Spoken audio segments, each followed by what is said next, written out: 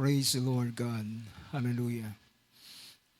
Sa oras na ito ay babasahin ko ang ating teksto para tayo tuloy-tuloy na rin mamaya hango sa Romans chapter 8, verse 14 up to verse 16. Ang verse na ito ay nagsasabi ng ganito from verse 14, "For all who are being led by the Spirit of God, these are the sons of God. For you have not received a spirit of slavery, leading to fear again, but you have received a spirit of adoption as sons, which we cry out, Abba, Father. The Spirit Himself testifies with our spirit that we are children of God." Lahat mo sabing amen. Praise God, mga kapatid, sa oras na ito. Ang Diyos ang magpala sa mga salitang binasa natin at sa Kanya mauwi ang kapurihan at kalawalatian. Praise God. So sa oras na ito ay nais kong mangusap sa inyo ng isang paksa at last Thursday ay pinag-usapan natin ang paksa about the spirit man or the spirit of man. At ngayon ay gusto kong bigyan ng pansin ang isang paksa at ito'y may kinalaman sa binigyan ko ito ng title na The Unique and the Deepest Part of Man. The unique and the deepest part of man. Ang kakaiba, ang pinaka-kakaiba at ang pinakamalalim na bahagi ng tao. And the same na bibigyan din natin ng pansin is the spirit man, the spirit of man. Ang espiritu ng tao ang siyang pinaka-kakaiba at pinaka-unique at pinakamalalim na bahagi ng tao. Itong dahilan kung bakit ang tao ay naging kakaiba sa lahat ng nilalang ng Diyos. Ito ang dahilan kung bakit ang tao ay hindi lamang naging kakaiba dahilan siya ay upright creature. Lahat ng mga tao ay, or rather, lahat ng mga beast, mga creatures ay gumagapang. Ang iba ay 4 na paa, gumagapang sa lupa. At ang ilan ay merong mga ibang klaseng mga nilalang ng Panginoon. Pero ang tao lamang ang pinakakakaiba. Not because they are upright creature, but because meron silang spirito sa loob nila. Meron silang spirito na siyang bahagi na pinaka-kakaibang bagay. At lahat ng mga nilalang ng Diyos, lahat ay, masasabi natin, lahat ng hayop ay meron silang nature sa kanilang sarili.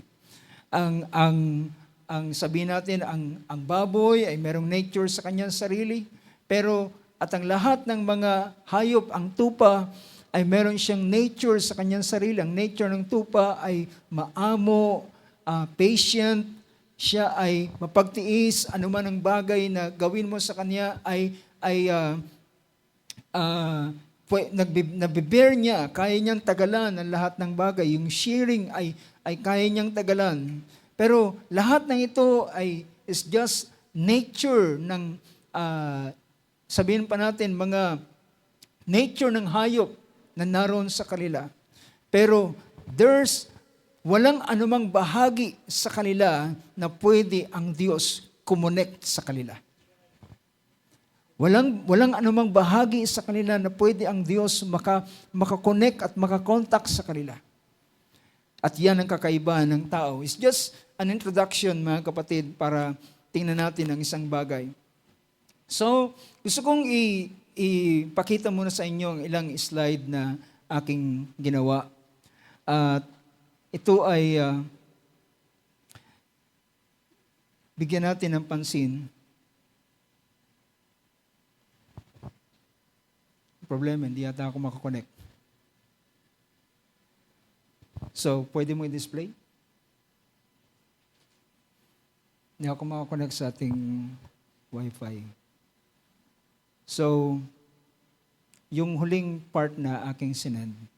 So, habang piniprepare ng ating mga kapatid ang bahaging ito, ay makita natin as I have mentioned kanina, ang tao ang siyang pinaka mataas na nilalang ng Diyos na kanyang ginawa sa ibabaw ng lupa.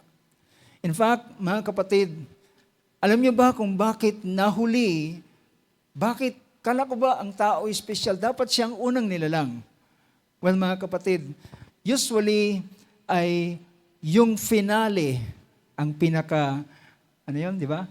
Pinaka magarbo, marangal, at ginawa na ng Diyos ang lahat ng mga hayop sa ibabaw ng lupa, sa dagat, sa hangin, at pagkatapos noon, mapapansin nyo mga kapatid, kung hindi kayo, kung magbabasa kayo ng medyo, sabihin natin, kasama ng, hindi lamang pagbabasa ng ating mga mata, kundi kasama ng ating damdamin, kasama ng pag-unawa ng ating binabasa. Sabi ng verse, chapter 1 ng Book of Genesis, ay pinakita roon, pagkatapos niyang gawin, God, verse 25, God made the beast of the earth after their kind, and the cattle after their kind, and everything that keeps on the ground after their kind, and God saw that it was good.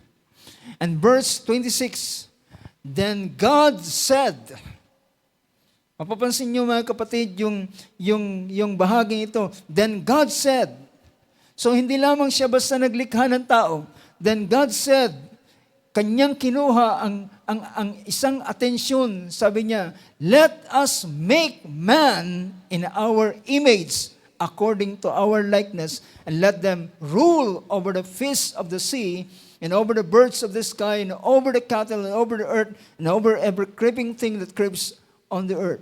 So, lahat ng nilalang ng Panginoon ay ilalagay niya sa ilalim at ipapasubject niya doon sa tao na kanyang huling ilalalang. Diba?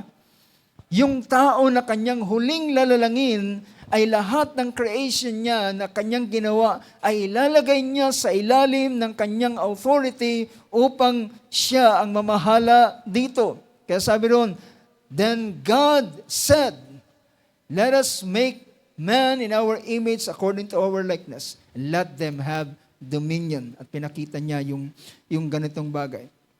So kung naka-prepare na yung ating slide, so ang pamagat natin is the unique and the deepest part of man. Ang susunod na slide ay makikita ninyo ang pinapakita ng banal na kasulatan, at ito ang kabuuan ng tao. Sa first slide, yung sumunod na slide after ng title. Pinapakita dyan yung kabuuan ng isang tao na ito'y binanggit sa 1 Thessalonians chapter 5 verse 23, na pagkabanali ng Diyos ang inyong ang buong inyong pagkatao, ang Thessalonians chapter 5:23. Ay nagsasabi ng ganito. Sabi niya, now may the God of peace himself sanctify you entirely, and may your spirit, soul, and body be preserved complete without blame at the coming of our Lord Jesus Christ. So pinapakita rito na dito sa picture na ito ay makita natin yung bahagi ng katawan, kaluluwa, at espiritu, yan ang bumubuo sa tao. At ang sabihin natin, there are some arrangement na minsan ay nagkakapalit, yung ilan ay ang espiritu ay nasa pangalawang layer, at ang pinaka-innermost is the soul. Pero, Dito ang pinaka-innermost, that which I believe ng pinaka-innermost is the spirit of man. The innermost is the spirit of man. Dahil makikita natin ang Hebrews chapter 4 ay pinapakita ng verse 12, ay sabi rito ng chapter 4 ng book of Hebrews, the word of God.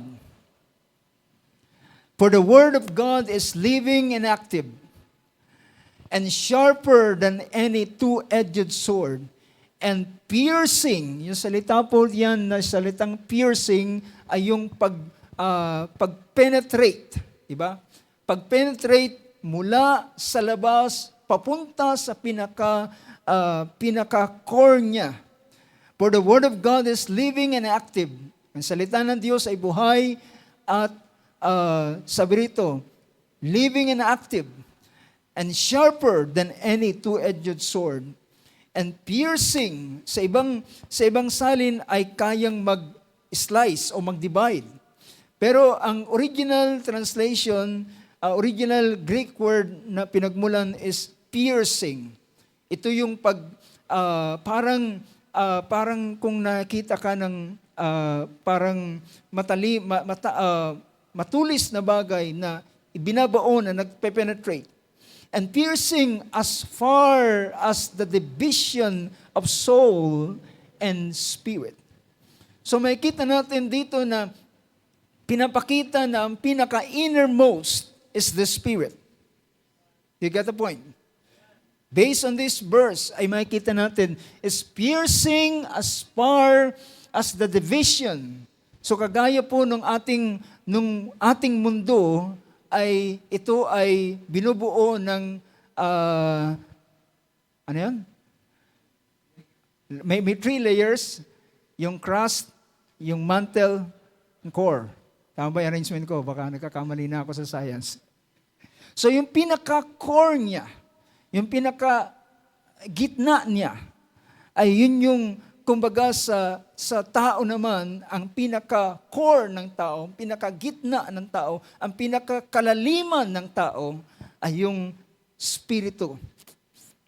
Sabi niya, piercing as far as the division of soul and spirit of both joints and marrow. Joints and marrow. Mapapansin nyo dyan yung salitang joints and marrow.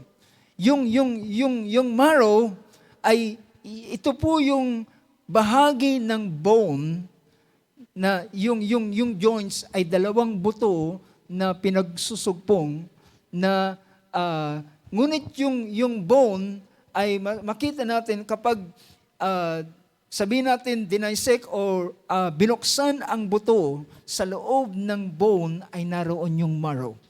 Diba? Yung pinaka-marrow niya, tawag pa nga natin sa Tagalog, yung pinaka-utak niya.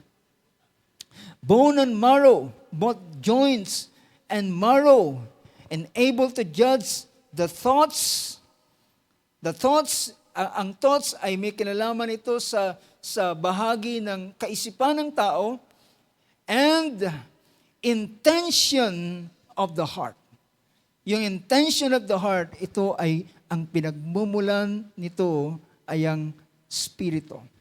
So sa ganitong bagay ay makikita natin, kaya dito sa illustration ito ay makikita natin ang kabuuan ng isang tao, na ang susunod dito ay papakita na ang tao ay ay kagaya siya ay triune being. Yung sunod na slide ay nagpapakita na a man is a triune being. Yun yung pinakita. Although ang arrangements sa 1 Thessalonians chapter 5 ay inuna niya ang spirit, it seems merong gustong imply si Apostol Pablo habang sinusulat niya ang bagay nito dahil ang kanyang binibigyan ng pansin ay ang spiritual na kalalagayan ng isang tao. So a man is a triune being. The next slide ay makikita ninyo na ang triune being na yan ay sila ang bumubuo ng This is the body. The next slide. The soul and the spirit. So yun yung kalalagayan ng tao. So ang tao ay iisa siya, pero binubuo siya ng tatlong bahagi. So, the body at ang gitna ay ang, sabihin natin, ang kaluluwa. Ngunit, dito sa puntong ito, ay makikita natin yung sunod na slide ay pagpapakita ng katawan ng katawan, na ang katawang ito ay ito ang siyang nagiging daan natin para connect tayo sa physical world. Diba? This human body ay naging daan para to connect us to this physical world sa pamamagitan ng ating mga senses, ng seeing, ng feeling, ng hearing, ng tasting, and ng smelling. So sa pamamagitan ng senses na ito, ay nakaka-connect tayo sa physical world. Pagpunta natin sa ibang lugar, sa ibang bansa, sa ibang mga scenery, ay na-enjoy natin ang ganda, nararamdaman natin yung ganda ng lugar, yung pinaka atmosphere nito, yung kapaligiran, yung environment, ay naririnig natin yung mga huni ng ibon at ilang pang mga bagay, at nasasamyo natin sometimes yung breeze ng karagatan. So ibig sabihin, the body is for the purpose para tayo makakonect ng ang tao ay nilalang ng Diyos, binigyan. So ang tao ay hindi siya physical lamang. Ang tao, ang buong katotohanan ng tao ay espiritu na merong kaluluwa na nakatira sa katawan. Ulitin ko, ang tunay na tao ay hindi physical, ang tunay na tao ay espiritu na merong kaluluwa na nakatira sa katawan na inilagay dito sa mundong ito. So, ang susunod na bahagi ay yung tinatawag na soul. Usually, sa mga pelikula, ay kapag para i-illustrate nila yung tao, kapag namatay, merong isang parang ghost na babangon mula doon sa katawan at yun ay aalis. But ang soul ito ay ang siyang, sabihin natin, ito ay ang self-consciousness ng isang tao. Ito ay ang kamalayan niya sa kanyang sarili.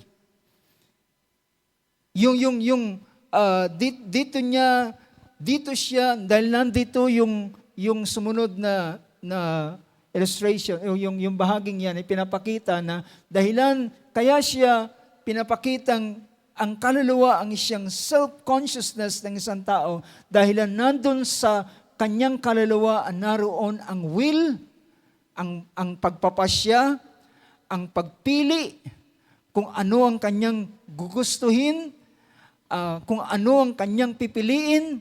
Dito rin sa will na ito, dito ang tao nagpapasya kung siya'y maniniwala o hindi maniniwala. Dito siya magpapasya kung siya'y magpapasakop sa Diyos o hindi magpapasakop sa Diyos. So, narito yung salitang I will. Kaya nga, ang soul ay dahilan ito'y self-consciousness, ay naroon din ang kanyang emosyon. Nandun yung kanyang damdamin.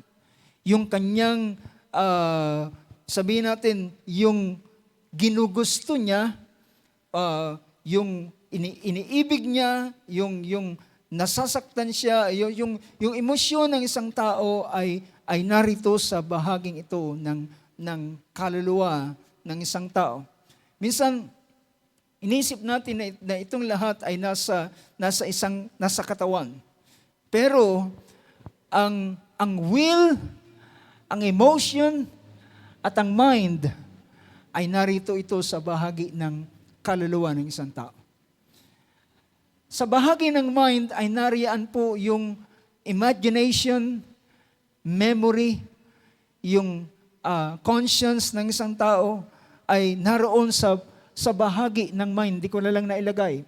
So, yung mind na ito ay nandito ang kanyang reason, ang kanyang imagination, ang kanyang memory. So, sa pamamagitan ng isang tao bago siya magpasya, ay dumadaan muna ito sa kanyang kaisipan. Pinaprocess muna niya. At kapag katanggap-tanggap sa kanya, kapag pasado sa kanya, mapapakinabangan niya ang bagay na ito, then sasabihin niya, I will. Diba? Magpapasya siya. Gugustuhin niya. Pero kapag na-process ng kanyang kaisipan na hindi ito maganda, hindi ito favorable sa akin, hindi ito walang benefit ito sa akin, sabi niya, ayaw ko. So nandun ang bagay na yan.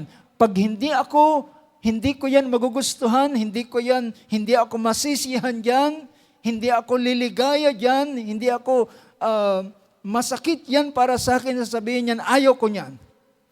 So nariyan yung tinatawag na kasarilan o self-consciousness, at ito ang tawag, usually, yan po yung tinatawag na I. Hindi yung I na mata, kundi yung I. I na letter I. Yan yung I. Kaya sabi ni Paul sa kanyang sulat sa Galatians chapter 3 verse 20, sabi niya sa pangungusap, anong version? 2:20, chapter 2, verse 20. Ang verse na yan na nagsasabi, I have been crucified with Christ. So yung I na yun must be crucified because this is the self. I have been crucified with Christ. And it is no longer I who live, but Christ lives in me, and the life which I now live, in the life I live by the faith in the Son of God who loved me and gave Himself for me. So, the soul is the I. The soul is you. Yung sarili mo. So, thank God doon sa senior kanina nating kapatid, Brother Mike. So nandito yung sarili mismo ng isang tao, at lahat ng bagay na bago siya magpasya, dumadaan sa proseso. Ina-analyze niya muna. At kapag kanyang naintindihan, ay saka siya magpapasya. So yun ang bahagi ng tao. So, kung titingnan natin, kung babalikan natin yung tatlong bahaging ito, at ihuli ko yung bahagi ng Espiritu, so makikita natin yan ang binubuo ng tao. But, unfortunately, alam niyo ba na dumating ang panahon na sa sumunod na slide ay makikita natin na wala yung Espiritu. Hindi ibig sabihin na siya'y nawala ng lubusan, kundi siya ay kagaya ng dormant. Hindi siya nagfa-function. Siya ay, at usually, ang nagfa-function na lamang ay ang katawan at ang kaluluwa. Ang gugustuhin ng katawan, ng kaluluwa, ay siyang gagawin ng katawan. At lahat, at ang nanasain ng katawan, yun ang papasyahin ng kanyang sarili at kanyang gagawin. So, ibig sabihin, ang Espiritu is no involvement at all sa buhay ng taong ito. So, dahilan makikita natin sa banal na kasulatan, this is what I'm pointing out last Thursday, na ang tao, ang sinabi ng Panginoon, sabi niya, sa punong kahoy ng pagkakilala ng mabuti at masama, ay huwag kayong kakain. Sapagkat sa araw na kayo ay kumain, sa araw na iyon, kayo'y mamamatay. So bakit hindi siya namatay karaka? Bakit siya'y buhay pa rin? Bakit si Adam is tumakbo pa na 930 years before he died? Bakit siya nabuhay pa? But hindi pwedeng pabulaanan ng salita ng Diyos. Sa araw na yon siya ay namatay. Spiritually, siya ay what? Disconnected na. Na-disconnect siya sa Diyos. At yung fellowship ay nawala.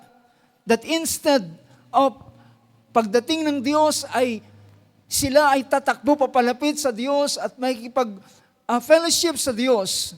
Then, ang nangyari nang marinig nila ang Panginoon in the cool of the day, habang lumalakad doon sa halamanan, instead of running to our Lord, they run away. Diba?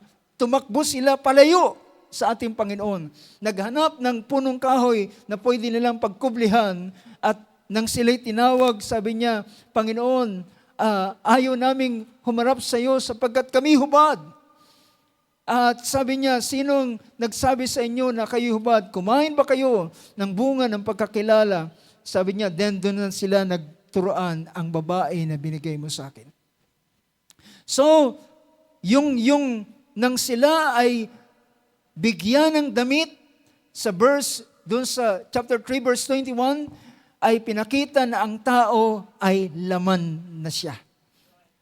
The Lord God made the garment of his skin for Adam and his wife and clothed them. So sila is almost belong to the animal. Halos pareho na sila. Si Solomon, nang siya ay mag-observe based on the wisdom na binigay sa kanya ng Diyos. Sabi niya, nakita ko sa silong ng langit na iisa ang naranasan ng lahat. Mayaman, mahirap, alipin, malaya, ay isa na lamang naranasan. Lahat ay namamatay. At kung paano ang tao namamatay at ang hayop ay namamatay, pareho na sila ng naranasan. Lahat ay namamatay. So, ito ngayon ang kalalagayan, yung damit nila ay nagpapakita na sila ay laman na lamang. At ang Panginoon ay pinaalis sila doon sa halamanan ng Eden at itinaboy sila doon sa labas. And the Lord God, He drove the man out. And at the east of the Garden of Eden, He stationed the cherubim and the flaming sword, which turned every direction to guard the way to the tree of life. Since then, mga kapatid, nagkaroon na wala ang fellowship ng tao at ng Diyos. Tinaboy sila, malayo na sila, at sa kabila ng ganung bagay, ang Diyos ay naglagay ng provision para somehow ang tao ay makalapit pa rin sa Diyos sa pamamagitan ng burnt offering. At ang unang gumawa nito ay ang anak ni Adan at ni Eva na si Abel, samantalang si Cain ay naghandog ng mga offering ng kanyang mga hinarvest na gulay, prutas, at hinandog at tinanggap ng Diyos ang handog ni Abel. Dahilan yung handog ni Abel ay nagpatulo ng dugo dahilan merong kinalaman ang dugo para sa katubusan. So makikita natin at pagdating ng chapter 6 ng book of Genesis ay pinakita roon, sabi ng verse 3, pagkatapos na ang mga magagandang babae ay pinanganak sa mga anak ng tao at nakita ng mga anak ng Diyos ang mga magagandang mga anak na babae ng tao at kinuha nila ang kanilang magustuhan, ang kanilang ibigin. Kaya ang pinapakita ko dito, at sabi rito, verse 3, Then the Lord said, My spirit shall not strive with man forever, because he also is what? Is flesh. Siya ay, hindi ba talaga naman laman sila. Talaga namang sila inilagay sa laman. Pero hindi yun ang pinopoint dito. Ang pinopoint dito, ang tao ay makalaman na lamang.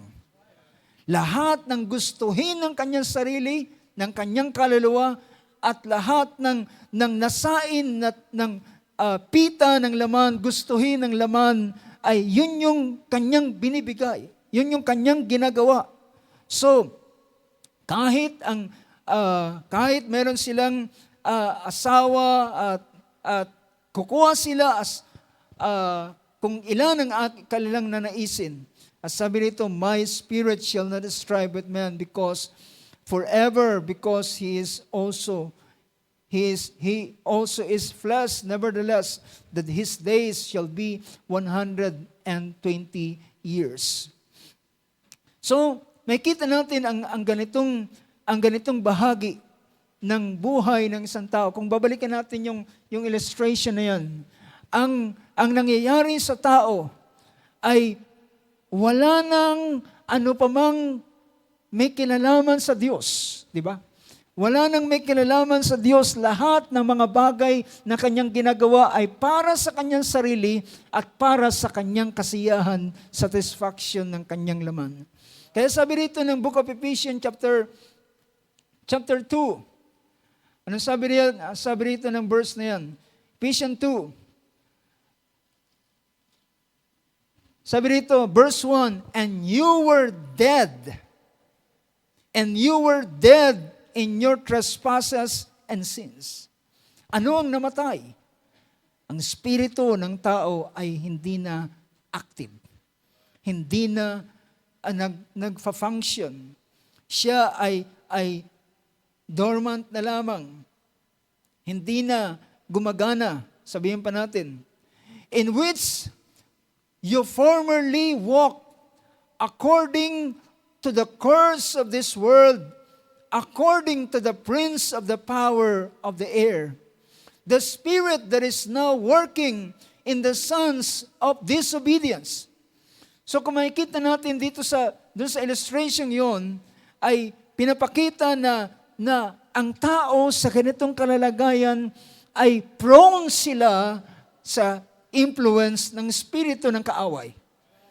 Dahilan walang nagbabantay sa kanila. Well, merong inilagay ang Diyos sa bahagi ng kaluluwa ng isang tao na magiging supposed to be na magbabantay pa rin sa kanya sa kasamaan. Ito yung kanyang conscience. Although ang isang tao ay hindi pa siya mananampalataya, meron siyang conscience doon sa loob niya. Pero ang conscience na yan ay pwedeng i-suppress. Pwede siyang hindi paganahin. Dahil pwede sinabi pa ni Apostol Pablo, dumarating ang time na yung mga konsyensya nila ay parang hiniruhang bakal. Kapag ang isang balat ay nilagyan ng hiniruhan, yung sinunog sa pamamagitan ng baga, at yun ay nagsugat at gumaling, at kapag gumaling na siya, well, kapag kutkutin mo yung bahagi ng balat na yun, halos wala siyang pandama. Dahilan sunog siya, seared with iron. So, kaya sabi doon sa verse na yun, sabi niya, so sila ay prone. Kaya ang naalala ko ang sabi ng ating Panginoon sa Matthew chapter 12, sabi niya, kapag ang espiritong masama ay umalis doon sa taong yun. Umalis siya doon sa taong yun. Well, by the way mga kapatid, ang bahagi na kayang i-possess lamang ng kaaway ay ang bahaging ito, ang kaluluwa ng isang tao. Dahilan, nandoon sa kanyang, ang kaaway ay may access doon sa kanyang kaisipan. Diba? Sabi pa ng ating kapatid Barbanham, the greatest battle ever fought ay nangyayari doon sa kanyang kaisipan. So, ito ay kaya niyang i-possess at yung will niya ay pasunurin niya sa kagustuhan ng kaaway at sinabi ng verse ng Book of Matthew 12, kapag ang Espiritu ay pinaalis doon sa tao. At sabi niya, ngunit pagdating ng panahon, sasabihin ng Espiritong yun, gusto kong bumalik sa aking bahay.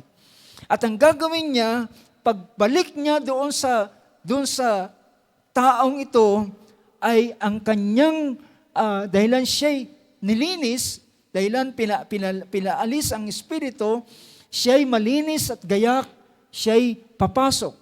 At ang problema, sabi niya, siya'y magdadala pa ng 7 spirito na mas masama sa kanya at ang kalalagayan ng taong ito ay magiging worse kaysa sa dati. Magiging worse kaysa sa dati. So, kaya sabi rito, balik natin ang Ephesians chapter 2. Among them, we too, tayo man, we too formerly live in the lust of our flesh. Sabi niya, tayo man, basahin nga natin sa Tagalog, sabi niya, tayo man sa gitna ng iyon, tayo rin. Tayo rin naman ng ibang panahon ay nangabubuhay sa mga kahalayan ng ating laman at na ating ginagawa ang mga pita ng laman at pag-iisip. Ano ang active na nagfa-function? Is the body and the soul. The flesh and the soul. So yung sinasabing ginagawa, sabi niya, nabubuhay sa mga kahalayan ng ating laman, yung lust of the flesh, yung gusto ng laman. At meron akong kakwentuhan dati na isang chain smoker.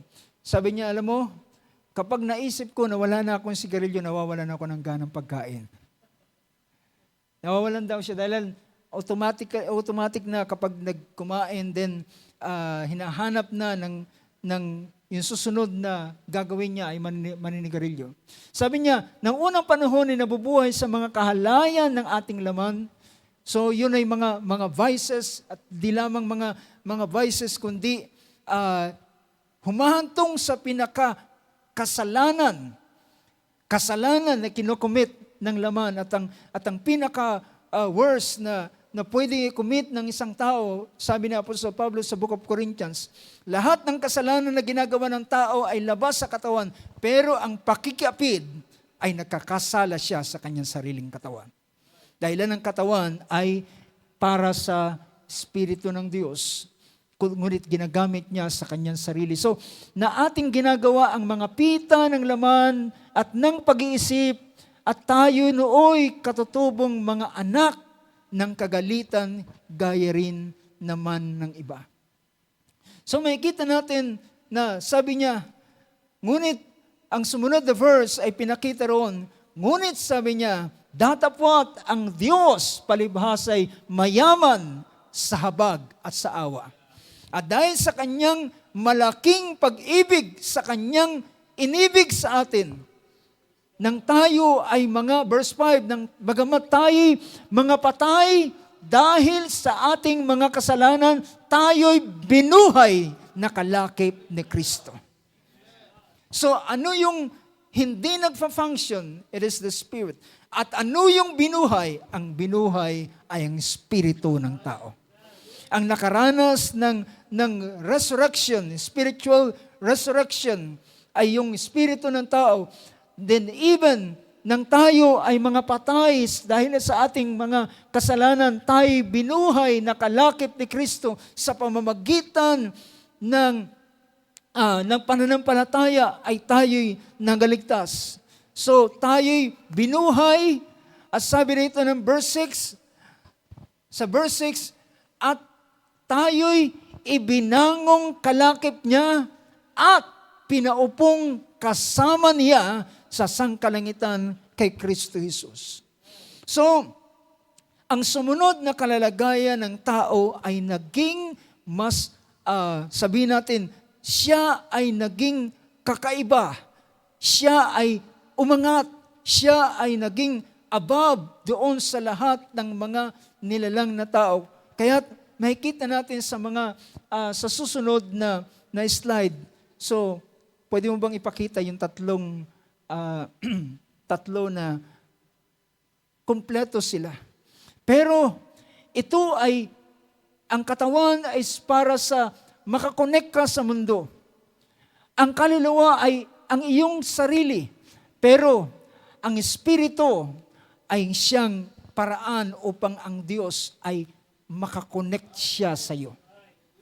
Tingnan natin yung sunod na slides para describe yung spirit. So, ang espiritu ng tao ay siyang avenue, siyang daan ng Diyos, siyang paraan ng Diyos para makakonect siya dun sa kanyang sarili. At ito ang espiritu ng tao. Now, kung inyong papansinin, mamaya bibigyan natin ng pansin kung ang panahon ay magpapahintulot sa atin. Pero makikita natin, binuhay ang espiritong yan. At naging active. At nang maging active ang espiritu, ito yung nang siya'y ipinanganak na maguli. Yung kapanganakang maguli ay merong ipinanganak. Say parang ikaw pa rin sa iyong sarili. Ikaw pa rin ang nabubuhay, hindi naman nagbagong yung mukha, hindi nagbago yung buhok, ikaw pa rin yan. But there's something happen inside. Merong bagay na nangyari sa loob. Merong nangyari sa loob. At merong isang verse na gusto kong tingnan natin, ang book of James chapter 1. James chapter 1. Sabi ng verse 18 ng chapter 1, in the exercise of His will, ito'y pagpapasya ng Diyos, sa kapasyahan ng Diyos, in the exercise of His will, He brought us forth, o yung binuhay tayo, o ipinanganak tayo sa ibang salin. He brought us forth by the word of truth, so that we would be a kind of first fruit among His creatures. Alam niyo ba, without this spirit of man, ay hindi siya ay pangkaraniwang tao. At ang walang anumang bagay na ugnayan sa Diyos. But because ang kanyang espiritu ay binuhay sa pamagitan ng kapanganakan, siya'y naging first class. Naging first fruits. Naging mataas ang kanyang katatayuan. See, naging special siya. At higit pa sa lahat, yung salitang first fruits, sila yung pwedeng ihandog sa Diyos. You get the point? Sila yung pwedeng ihandog sa Diyos. Well, the rest of the harvest ay ibibigay sa tao. Ibibigay para sa tao. Pero merong isang tinatawag na first fruits na sila lamang ang pwedeng ihandog at ibigay sa Diyos at sila lamang ang tatanggapin ng Diyos. So they became special.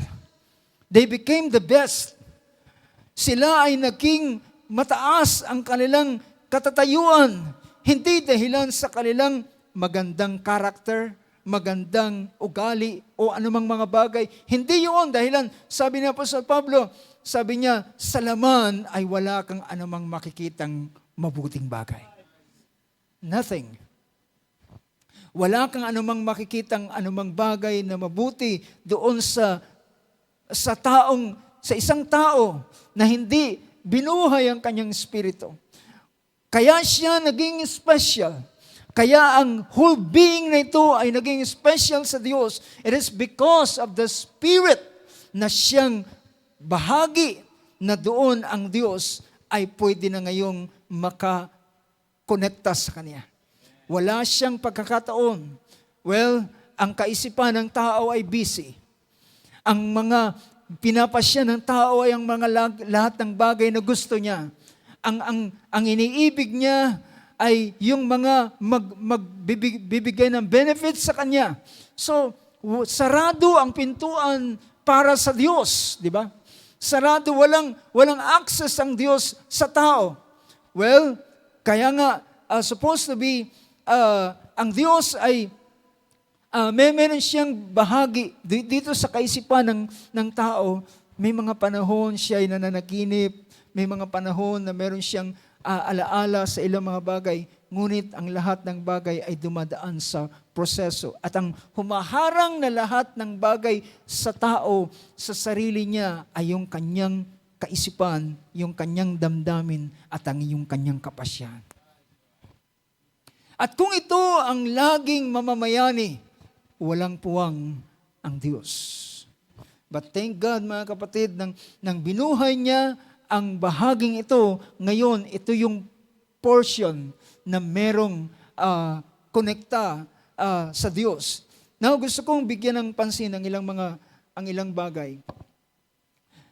Alam niyo ba na kapag ang isang tao ay hindi niya napag-alaman ang importance ng kanyang spirit, ng spirit na ito na binuhay, na tinawag itong inward man, at hindi niya ito binigyan ng pansin. Alam niyo ba? So, isang bahagi nito, it is very important for believers to know that they have a spirit. Further on, we will see that all communications between God and man lie within this spirit. Lahat ng komunikasyon, lahat ng ugnayan ay nakabase sa espiritong ito. Kaya ito binuhay ng Diyos dahil ito yung magiging access niya para sa tao. So, all communications between God and man lie within this spirit. Pag nagpagabit kayo ng telephone, tumawag kayo sa PLDT, sabihin nyo, bigyan nyo ko ng ganitong plan, then darating sila mag-install ng physical na telephone. At pagkatapos doon ay, nandyan na yung telepono. Pero sasabihin nung nag-install, maghantay kayo hanggang midnight. May telepono kayo pero walang dial tone. Nakukuha niyo yung punto ko, mga kapatid. Meron kang physical phone, meron kang physical na teleponong nakikita, na ikukuha mo ang handset, pero hindi ka makakonect. Dahilan wala pang connection. You know, yun ang kalalagayan ng espiritu ng tao. Kung wala ang espiritu ng tao, ay hindi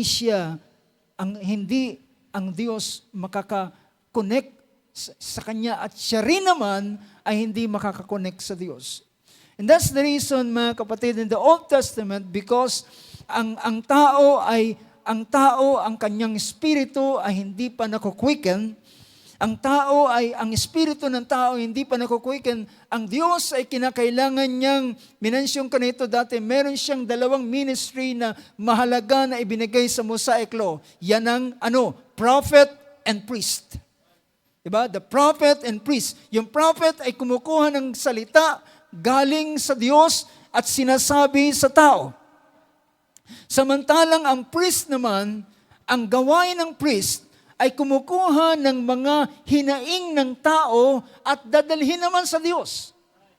Nakukuha niyo yung ganong ministry, 2 important ministry in the Mosaic Law, the prophets and the priest. Ito yung pinaka-prominenteng ministry sa Old Testament, ang prophets and priests. Kaya kapag walang prophet, ang tao, ang bayan ay disabled sila. Wala silang, tingnan ninyo ang nangyari kay King Saul. Ano nangyari kay King Saul? Nang si King Saul ay nang namatay na si Samuel, At bago pa namatay si Samuel, sinabihan na siya ni Samuel, tinanggihan ka na ng Diyos. Ang kaharian ay hindi na magpapatuloy sa iyo. Dahilan hindi mo ginawa ang salita ng Diyos. Dahilan tinanggihan mo ang salita ng Diyos, tinanggihan ka na rin ng Diyos para maging hari. Kumapit siya sa balabal ni Samuel na hapak at sabi niya, hinapak ng Diyos ang kaharian sa iyo. At from that time, mga kapatid, si Saul ay isolated na sa Diyos. Wala siyang narinig na ano pamang bagay. At ang pinaka worst na kanyang ginawa ay dahilan wala na si Samuel, pumunta na siya sa isang witch sa Endor. At humanap siya ng isang witch doon para makakonect siya kay Samuel. Dahil alam niya, ang tanging connection niya papunta sa Diyos ay si Samuel. Diba? Siya lang ang tanging, at nang siya ay patawag niya yung witch sa Endor. At nagbalat kayo si Saul. Pero maya-maya, nang pinatawag ang ganitong pangalan, at maya-maya umahon si Samuel at sabi niya, bakit mo ako pinatawag? Nagulat ang witch at napag-alaman niya na siya ay si King Saul. At sabi ni Samuel, bakit mo ako pinatawag? Sabi niya, dahilan tinanggihan mo ng Diyos ay wala na siyang ano pamang bagay narinig sa Panginoon. At sabi niya, sa susunod na araw, ikaw ay mapapasa kasama na rin sa dako ito. Now, mga kapatid, ngunit nang ang mananampalataya ng anak ng Diyos ay tinubos. Praise God. Hallelujah. Nang tayo ay tinubos, ay binuhay ang Espiritong ito. Kaya nga sinabi ko, itong Espiritong ito ang siyang naging dahilan bakit ka naging unique. Bakit ka naging kakaiba? Hindi dahilan sa suot mong mga damit at meron kang magandang alahas mula ulo hanggang yung talampakan at nakasakay ka sa magandang sasakyan at nakatira ka sa magandang bahay. Hindi yan ang naging dahilan para ka maging unique. Naging unique ka, naging kakaiba ka dahilan sa isang buhay na espiritu na naroon sa iyo. Buhay ang iyong espiritu. At dahilan ang mananampalataya ay tinubos. Siya ngayon ay ginawa siyang priest. Nang siya ginawang priest, sabi ng Revelation 1:5, na sabi niya, sa pamamagitan ng kanyang dugo, nilinis tayo at tayo ginawang mga hari at mga saserdote sa pamamagitan ng kanyang dugo. At sabi niya, next verse 6, sabi niya, and He has made us to be a kingdom, priest to His God. At ang priest ngayon ay pwede nang dumiretsa sa Diyos. Diba? Pwede na siya ngayon tumawag sa Diyos. At hindi lamang yan, mga kapatid. Sabi ng Panginoon, ibibigay ko ang aking espiritu. Ibibigay ko ang aking espiritu. At sabi niya, howbeit when He, the Spirit of truth, is come, He will guide you into all truth, and He will show you the things that are to come. Ibig sabihin, both priests and prophets ay magpa-function ngayon sa isang espiritong binuhay. That's why you become very unique. That's why you become ang tao na binuhay ang Espiritu, siya ay unique dahilan ngayon ay meron na siyang fellowship sa Diyos. Meron na siyang fellowship sa Diyos nang ang tao ay patawarin sa kanyang kasalanan. Romans chapter 5, sabi niya, sa pamamagitan ng pananampalataya ay tayo ay inaring ganap. Sabi ng verse 1, therefore, having been justified by faith, we have peace with God. Hindi na ngayon magkaaway ang Diyos at ang tao. Meron na siyang kapayapaan sa Diyos. Having peace with God through our Lord Jesus Christ. See, sa pamamagitan, sa Amplified Version, kung meron tayong Amplified Version, ang Amplified Version ay pinapakita na meron tayong sabi riyan, Therefore, since we have been justified, that is, acquitted of sin, declared blameless before God, by faith, let us grasp the fact that we have peace with God, and the joy of reconciliation.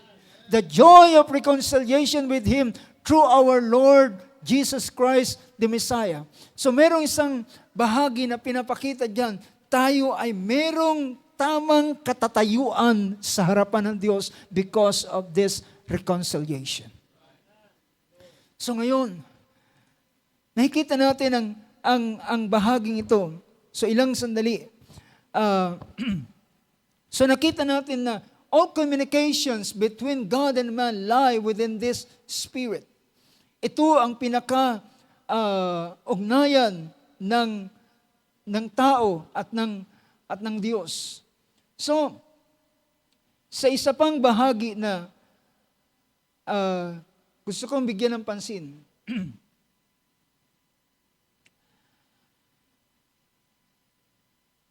sa isang portion dito, so ang katawan ay siyang nagiging daan para kumonek tayo sa sanlibutan ito. The soul houses our mind, emotion, and will. The spirit is the deepest part of our being. Ang espiritu ang siyang pinaka malalim na bahagi ng isang tao. So, dito sa ating, sa espiritu ng tao, ay ang tao po, sinabi ng ating Panginoon sa John chapter 4, verse 24, sabi niya, God is a spirit. Ang Diyos ay espiritu. At ang bawat sumasamba sa Kanya ay dapat Dapat siyang sambahin saan? Sa espiritu. Yung spirit dyan is small letter. It speaks about the spirit of man. God is a spirit, and those who worship Him must worship Him in a spirit and in truth. And next verse, sabi ron, kung titingnan natin ang isang verse, yung nangungusap siya about the true worshiper. Sabi ng verse na yun, verse 22, binasa natin, taas natin, but an hour is coming, and now is when the true worshipers. Ito ngayon ng true worshipers. Paano sila naging true worshiper? There's a lot of worshipers. Diba? There's a lot of worshipers. But meron lamang tinatawag na true worshipers. And these true worshipers, and who are they? Sila yung binuhay ang kanilang espiritu. Dahilan sila ang merong ngayong ugnayan sa espiritu ng Diyos. Meron silang connection. Diba? Yung lifeline. Yung lifeline nila ay connected. Sinabi, the true worshipers will worship the Father in spirit and in truth. For such people, the Father seeks to be His worshipers. Sino ang kanyang hinahanap? Ang hinahanap niya ay mga true worshipers. Sabi ng ating Panginoon, sabi niya, nauumay na ako sa inyong mga handog. Nauumay na ako sa mga handog na mga susunugin. Dahilan, sabi niya, ang bayang ito ay pinupuri ako ng kanilang labing, ngunit ang kanilang puso ay malayo sa akin. Lahat ng kanilang ginagawa, all those things ay pawang ritual. Ritual na lamang. Hallelujah. Pero, ang hinahanap ng ating Panginoon ay mga true worshipers. Because the time ang espiritu ng tao is not active, hindi siya makakonect sa ganitong klase ng pagsamba.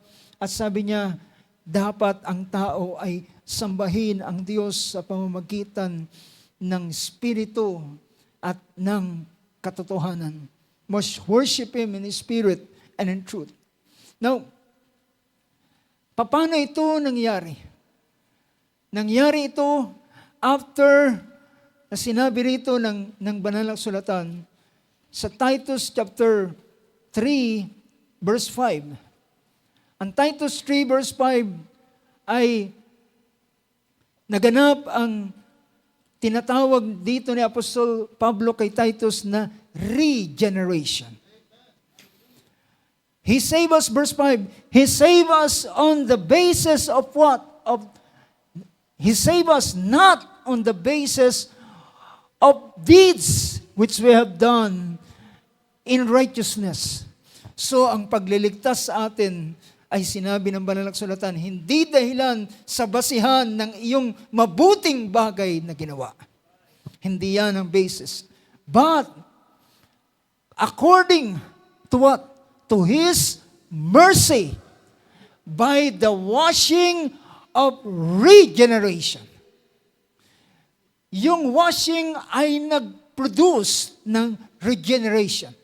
Ano yung washing na ito? Ito yung baptism sa water through in the name of Jesus Christ, yung bautismo sa tubig sa pangalan ng ating Panginoon. Yung tubig na yan na siyang naghugas ay nag-produce ng ano? Ng regeneration. Ang salitang regeneration ay ibig sabihin ay to revive. Diba? Buhayin. So nagkaroon ng pagbubuhay and renewing by the Holy Spirit. Pagbubuhay sa pamamagitan ng Espiritu Santo, merong binuhay, mga kapatid. So, ang isang taong sumasamba, kung siya'y sumasamba ng kanyang Espiritu ay hindi pa binubuhay, then mga kapatid, hindi yun ang tunay na pagsamba na ginagawa ng hinahanap ng ating Panginoon. The God is seeking in such that kind of worshiper. Ang siya'y sasambahin sa Espiritu at katotohanan. That's the reason nang marinig ko yung awit kanina, yung isang portion yun ay nagpapakita ng kanyang espiritu ay umaawit. Ang kanyang espiritu ay sumasamba. Hallelujah. Well, there are lots of things na pwede nating bigyan ng pansin sa bahaging ito.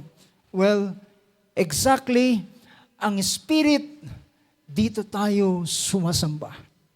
Dito tayo sumasamba. Ito ang nagiging daan ng ating pag-worship sa Kanya. Now, balikan natin yung illustration.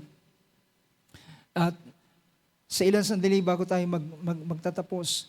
So, pinakita roon na ang ating pagsamba ay nagaganap sa pamamagitan ng ating espiritu. Naalala niyo ba yung isang awit? Kung kanina ginamit yung spirit na umaawit, merong isang awit na nagsasabing, "Then sings my soul." Well, mga kapatid, merong isang bahagi. Dahilan kapag ang espiritu ay binuhay na, well, ngayon kasama niya na ang kanyang kaluluwa na awit sa Diyos. Hindi sila dalawang tao. Sila isa, pero because dahilan ang kanyang espiritu ay binuhay na, hallelujah, usually mga kapatid, ang pagsamba ay nasa espiritu, ang pagpupuri ay nasa kaluluwa ng isang tao. Alam niyo kung bakit? Dahilan sa kaluluwa ng isang tao ay naroon ang kanyang emotion, naroon ang kanyang mind, ang mga bagay na kanyang nakita, naintindihan, na ginawa ng Diyos. Pag nag-trigger ito sa kanya, pupurihin niya ang Diyos. Diba? Anong ginawa ni Anong ginawa ni Miriam nang makita niya kung paano ang Israel ay niligtas ng Diyos? Binuksan ng dagat na pula. Pinatawid sa tuyong daan, tuyong lupa ang bayan ng Israel. At nang gustong humabol ng mga Egyptian, then isinara ng Diyos ang dagat na pula at sinabi ni Moses kay Moses, isara mo ang dagat na pula. At silang lahat ay nangalunod doon at natupad. Nakita nila yung sinabi, yung katuparan ng sinabi ni Moses, ang Egyptian na nakikita nyo ngayon ay hindi nyo na sila makikita pa magpakailan-kailan pa man. Nang makita yun ng dalawang mga mata ng buong bayan ng Israel, ang buong bayan ay nagpuri sa Diyos. So mga kapatid, ang kaluluwa ng isang tao ay kinakailangan mo siyang i-trigger ng mga bagay na nakikita bago siya pagpuri.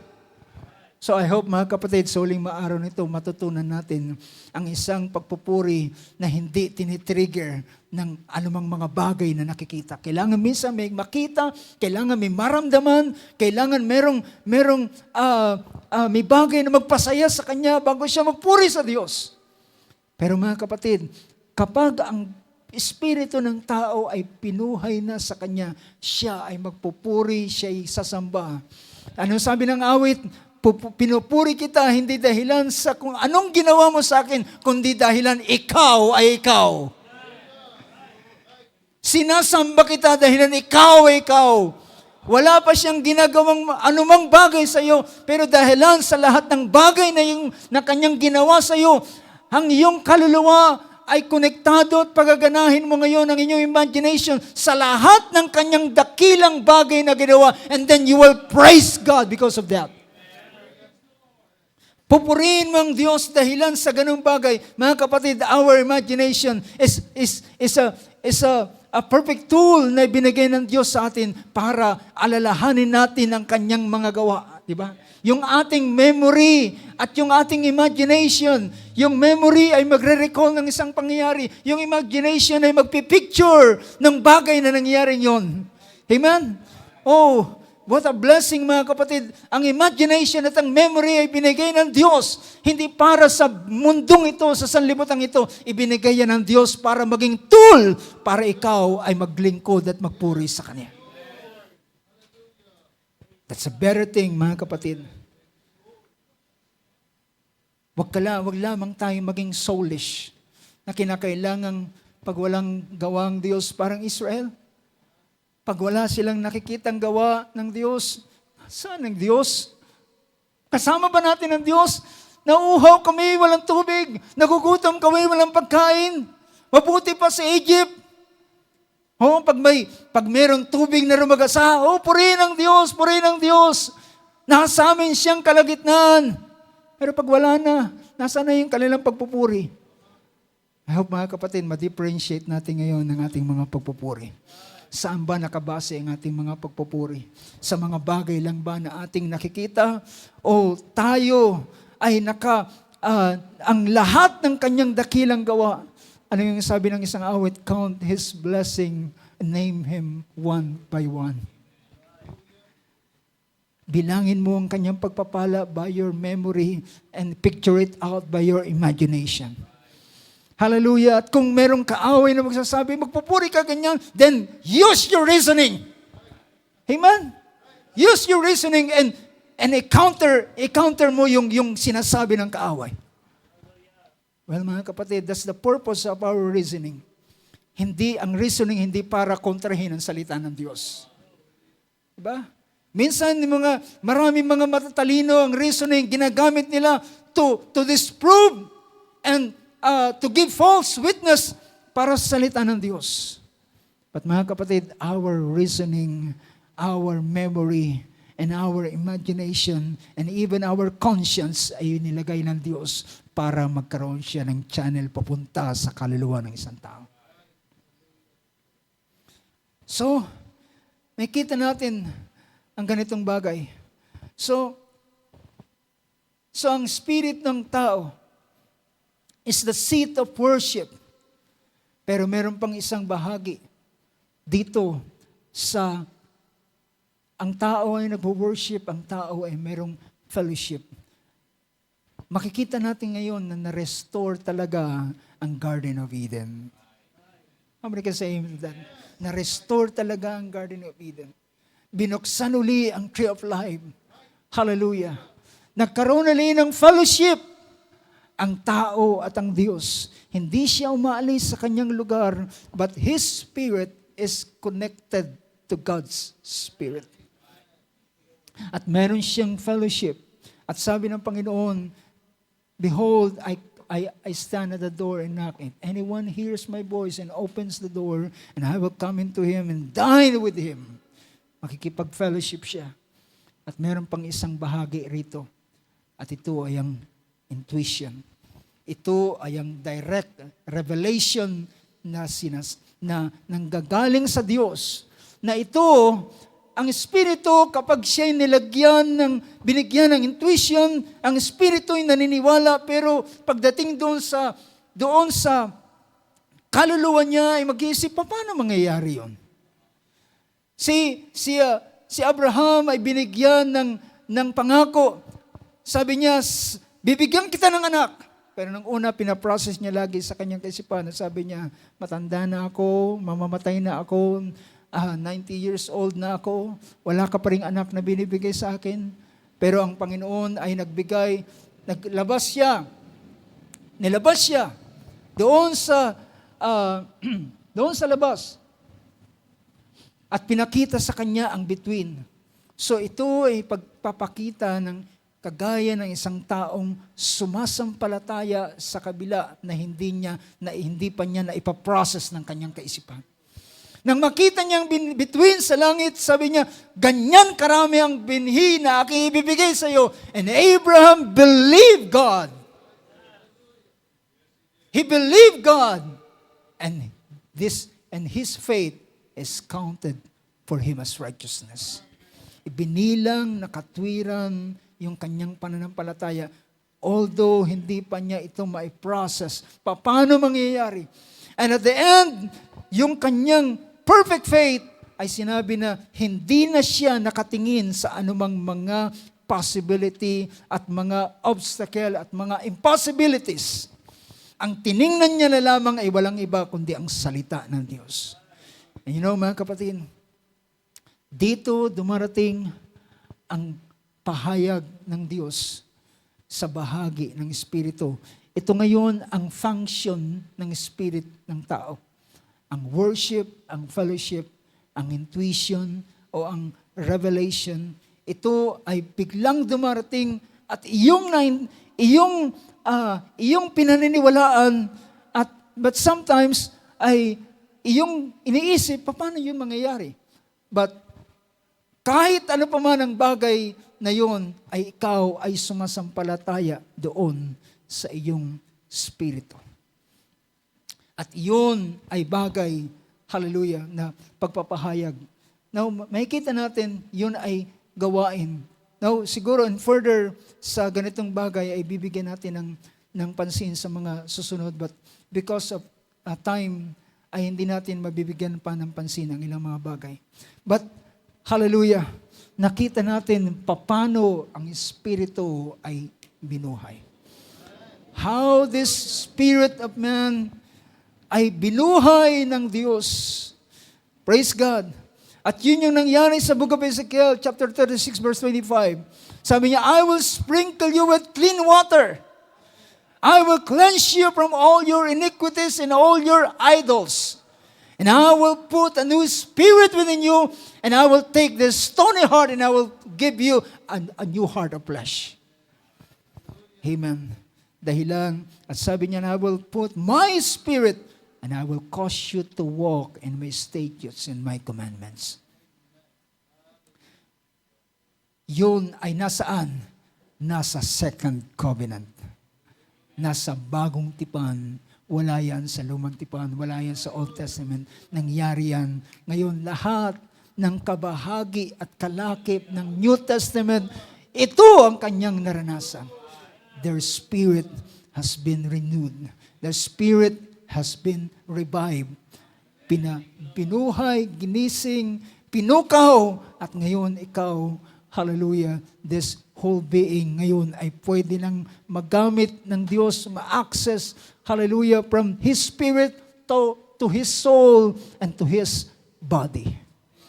Paano niya ngayon ipaglilingkod ang buong kanyang, kaya sinabi na ni Apostol Pablo, ang buong Espiritu, nag-start siya sa Espiritu, hindi sa katawan, kundi nag-start siya sa Espiritu, sa kaluluwa at sa katawan, dahilan ang malakas ng nag-iimpluwensya is not the flesh, but the Spirit. Ang malakas ng nagbibigay ng kanyang impluwensya, yung Espiritu ng tao na binuhay doon sa loob niya. Praise be to God. Palakpakan natin ating Panginoon, mga kapatid. Hallelujah. Tayo tumayo sa oras na ito. Hallelujah. Salamat. Meron siyang ginawa sa bawat isa sa atin. Hallelujah. O mga kapatid, ito ang bagay na nangyari dito sa loob natin ay hindi ito ay kaya lamang ipaliwanag ng mga salita ng Diyos. Ito ay diniscuss. Hallelujah. And brothers and sisters, I just want to tell you, ng Espiritong ito ay nireserve ng Diyos para lamang sa Kanya. Hindi ito pwedeng dungisan ng sino man. Ito ay Kanyang, hallelujah. Ito ay kagaya lamang ng tabernacle of Moses. May outer court na siyang kagaya ng katawan. Merong holy place na siyang parang nagre-represent sa kaluluwa. But there is a holy of holies wherein naroon lamang ang presensya ng Diyos. Wherein ang nakakapasok lamang dito is the high priest once a year. At doon ay ang Diyos lamang ang merong access at walang sino mang pwedeng pumunta sa dakong yun. Hallelujah. Praise God. Totoo that there's a time of refreshing. Ang pagkabuhay natin, it is a time of refreshing. Let's sing that song, time of refreshing. Hallelujah. Did you realize, brothers and sisters, na kung wala ang Espiritong ito at hindi siya active, wala siyang komunikasyon sa bawat isa sa atin. And that's the reason, ang sabi ni Apostol Pablo, palalakasin niya ang pagkataong loob upang siya ay makapanahanan. At siya ay makapanahanan sa pamamagitan ng pananampalataya sa ating mga puso. Hallelujah, salamat. Binuhay niya ang ating espiritu at ang lahat ng ating ginagawa at activity, pagsamba, pagluwalhati, itong lahat ay dahilan sa binuhay ng espiritu.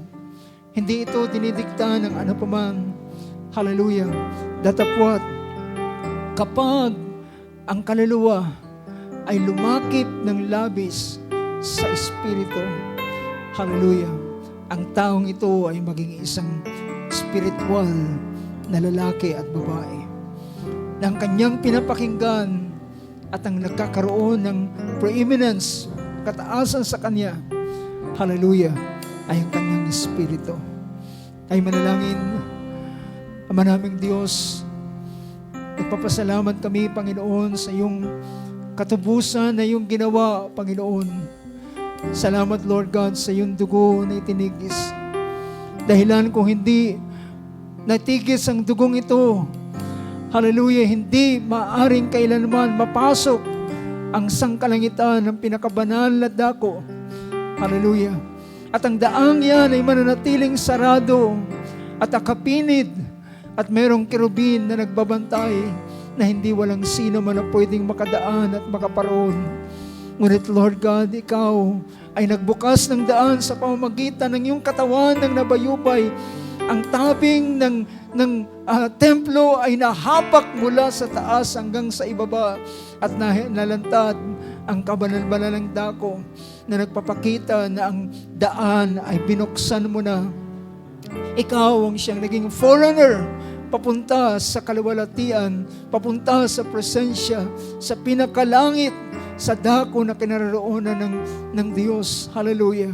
At Lord, ang ito yung buksan, then ikaw ay ginawa mo kaming makapasok din naman sa dakong ito sa pamamagitan ng aming Espiritu, at ikaw ay sambahin sa Espiritu, at kami ay magkaroon ng pagkakisama sa iyo at fellowship sa iyo, ng communion sa iyo, Panginoon. Hallelujah. At ikaw, O Diyos, hallelujah, pwede nang makapangusap sa bawat isa sa amin. At yung sinabi, Panginoon, sa mga alagad mo nang hindi pa nila tinatanggap ang Espiritu, marami kong gustong sabihin sa inyo, ngunit hindi nyo kaya ngayon, ngunit pagdating ng Espiritu, hallelujah, gagabayan kayo at papatnubayan sa lahat ng katotohanan at ipapakita ang mga bagay na darating. O Lord God, hallelujah.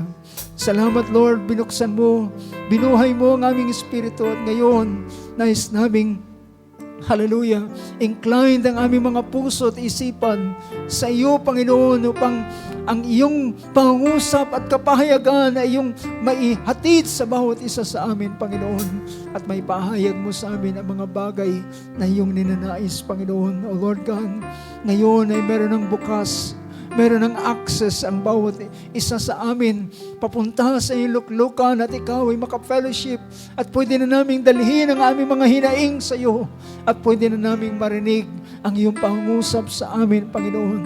Lord Jesus, hallelujah. Kung may mga panahon ang aming mga laman, ang aming mga kaluluwa, ang aming mga kaisipan, ang aming mga kagustuhan ay nakakahadlang sa mga bagay, Panginoon, sa oras na ito, ay aming hinihingi ng tawad sa iyo, Panginoon. Lahat ng unbelief, Lord God, lahat ng kawalan ng pananampalataya, ang mga pag-aalinlangan dahilan sa dalawang kaisipan, ang ino-offer ng Espiritu at ng naririnig ng aming mga pakinig, Panginoon, at nararamdaman ng aming mga pisikal na katawan. Lord, ito ang nag-struggle sa amin. But Lord God, bayaan mong bigyan mo kami ng isang malakas na kapasyahan na pinapalakas ng aming Espiritu at sumasampalataya, Panginoon. Hallelujah.